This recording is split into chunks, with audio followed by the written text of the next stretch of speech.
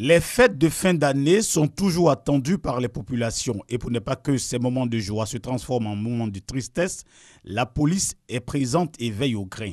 Comme à ce carrefour, un agent de police régule la circulation après avoir reçu des instructions fermes de sa hiérarchie. Puisque nous sommes dans une période très sensible, souvent nous endurons les feux tricolores et on est obligé de considérer l'axe principal où nous faisons passer beaucoup de véhicules. Vous comprenez? Et nous sommes obligés de faire avec les sentiments des uns des autres parce qu'en temps de période de fête, il y a beaucoup de choses qui se passent sur la voie publique. Alors aujourd'hui même, on vient de recevoir des consignes strictes de la part de la hiérarchie. Nous devons faire avec, nous devons accepter les usagers tels qu'ils sont, mais nous devons considérer que nous travaillons pour eux. Outre la régulation de la circulation pour le succès de ces fêtes, les vendeurs d'articles de tout genre contribuent aussi à apporter la joie dans les familles. Vendeuses de jouets, de vêtements, de portables, de chaussures, entre autres, sont déjà prêts et attendent leurs clients.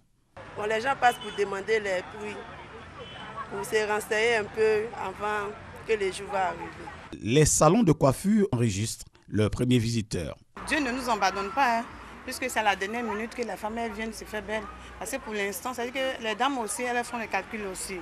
Puisque, bon, vu cette semaine, là, c'est bouscule pour acheter des cadeaux pour les enfants, faire coiffer les enfants et autres. Donc, elles, maintenant, elles attendent à la dernière minute pour venir se faire belle. Ce démarrage timide ne concerne pas le domaine artistique. Ce groupe de danse n'est pas connu du grand public. Les membres se disent prêts à honorer tous les rendez-vous. Quand nous invitent dans les prestations, dans les spectacles, il faut qu'on soit au moins à l'heure. Et puis, il faut qu'on satisfasse au moins les fans. Les gérants de transfert d'argent aussi ne chôment pas. Comme en témoigne cette dame. En décembre, on voit qu'il y a beaucoup plus d'affluence que dans les autres mois. Les gens viennent faire beaucoup d'opérations. En cette période, plusieurs activités naissent et se développent, au grand bonheur des vendeurs ambulants.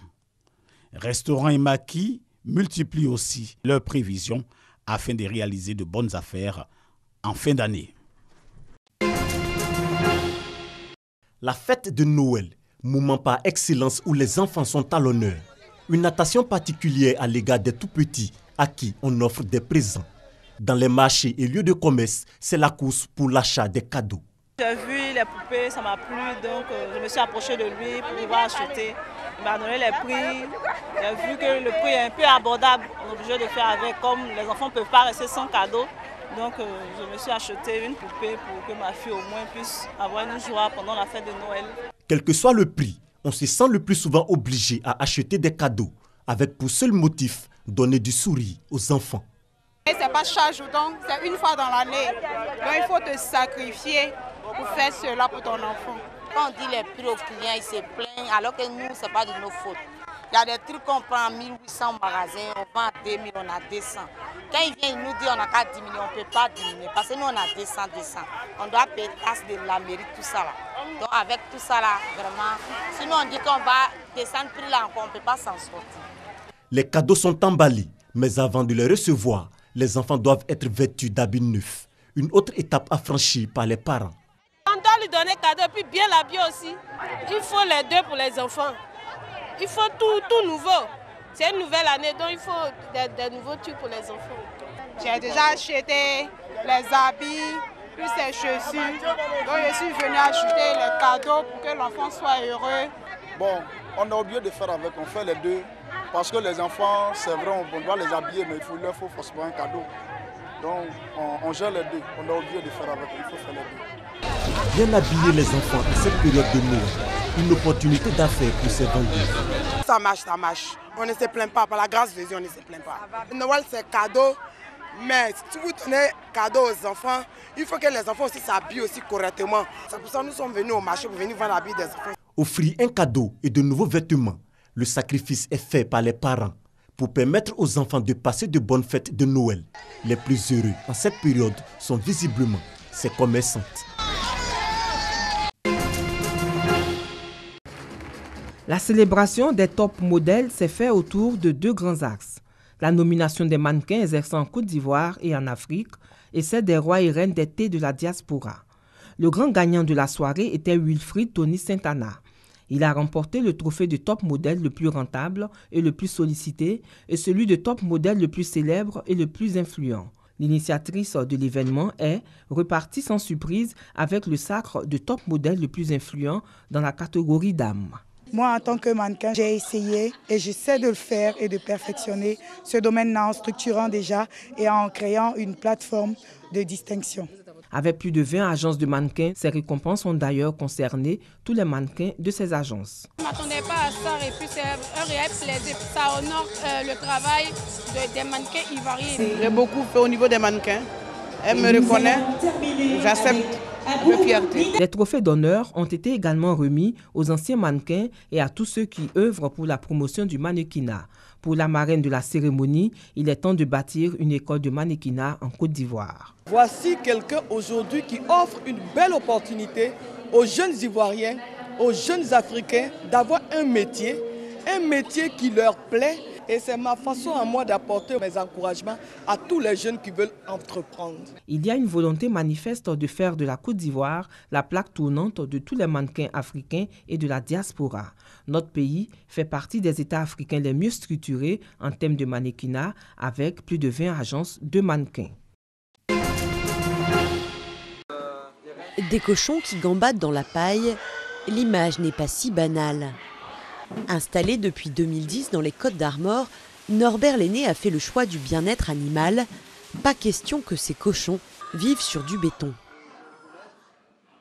On sait à quoi il est destiné, à la consommation, on ne va pas s'en cacher. Par contre, faire en sorte que son passage dans notre élevage soit, on va dire, un moment le plus agréable possible. Changement de litière une fois par semaine, davantage d'espace pour les animaux, un système plus coûteux et plus exigeant que l'élevage conventionnel, mais aussi plus rémunérateur. Avec 4 autres éleveurs bretons, Norbert Lenné a créé sa propre marque, des prix fixes toute l'année, indépendamment du cours du porc. 2,10 € le kilo contre 1,17 € pour le porc conventionnel. C'est vraiment une filière équitable. À chaque maillon, on a vraiment la rémunération de notre travail. Il n'y en a pas plus un, et en général le dernier qui se gave. Et les bouchers jouent le jeu. Norbert Lenné vend chaque année 500 cochons à des artisans des Côtes d'Armor. C'est un cochon qui, la viande va être beaucoup plus saine et après, vu que c'est des cochons quand même qui sont, vous avez dû les voir, qui cavalent un petit peu. Bon, c'est des viandes qui sont plus musclées, qui ne vont pas avoir de flotte comme sur des porcs qui sont dans des petites cages et qui ne peuvent pas bouger. Ça, Et si la viande est un peu plus chère, les clients privilégient la qualité. Ah, mais moi je l'aime, c'est pour ça que je viens. Je préfère manger moins de viande et manger de la qualité. Moi je préfère mettre un peu plus cher et avoir quelque chose de correct quand même. Voilà. L'élevage sur paille est aussi réputé plus vertueux pour l'environnement car il génère moins de nitrates. En Bretagne, l'élevage de cochons est souvent mis en cause dans les phénomènes de marée verte sur les plages. Pourtant, en France, seuls 5% des élevages porcins ont fait le choix de la paille.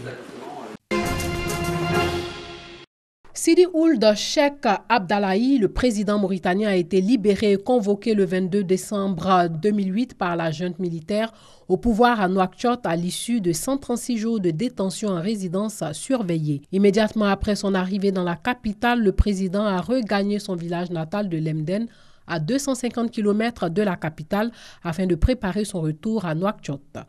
Sous la pression internationale, le général Mohamed Ould Abdelaziz, aux commandes du pays depuis le putsch, s'est engagé le 7 décembre à libérer sans condition au plus tard le 24 décembre, le président démocratiquement élu en mars 2007 et renversé en août 2008.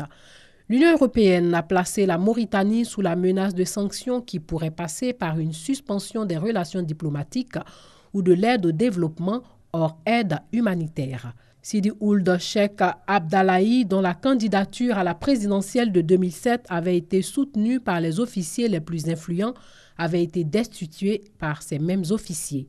Il venait d'annoncer le limogeage des chefs des 4 corps de l'armée, dont le commandant de la garde présidentielle, le général Ould Abdelaziz. Ce dernier n'a pas cessé depuis d'attaquer les 15 mois de gestion de Sidi Ould Cheikh Abdallahi, qu'il présente comme l'ancien président rêvant d'être encore président. Le nouveau pouvoir organise du 27 décembre au 5 janvier des États généraux de la démocratie, journée de concertation qui doivent notamment fixer la date d'une élection présidentielle et auxquelles tous les acteurs politiques sont conviés.